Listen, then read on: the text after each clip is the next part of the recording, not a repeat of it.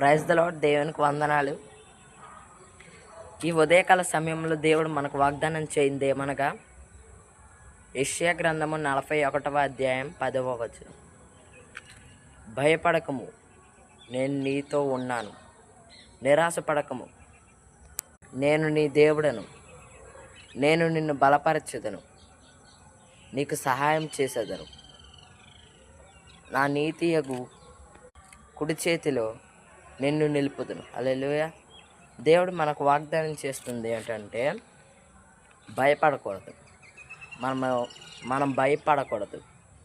మనం భయపడ్డామనుకో, మనకు ఆయన మన తోడుగా వస్తాడంట. మనతో ఉంటాడు దేవుడు, మనతో ఉంటాడు. మనం ఎప్పుడైతే నిరాశపడతామో అప్పుడు దేవుడు నాకు చెప్తున్నాడు, మనం ఎప్పుడైతే ధైర్యంగా భయపడకుండా బలపరిచిన దేవుడు నీతో ఉంటాడు కాబట్టి మనం భయపడనక్కర్లేదు. హల్లెలూయా. అందుకే దేవుడు మనకి ఇది వాగ్దానం చేస్తున్నాడు. మనం ఎప్పుడైనా భయపడితే ఈ వాక్యం మనం గుర్తు చేసుకో. ఇది భయం మనలో ఉండకూడదు, నిరాశ మనలో ఉండకూడదు. దేవుడు నిన్ను బలపరుస్తానని వాగ్దానం చేస్తున్నాడు. మనం ఏదైనా ఆపదల్లో ఉంటే మనకు సహాయం కూడా చేస్తానన్నాడు దేవుడు. హల్లెలూయా.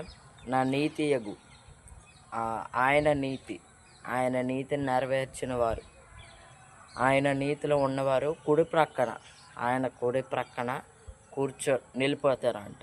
అందరి మధ్యలో నిన్ను ఒక దీనిగా పెడతారంట దేవుడు. ఈ వాక్యం చదివితే మనలో భయం పోతుంది.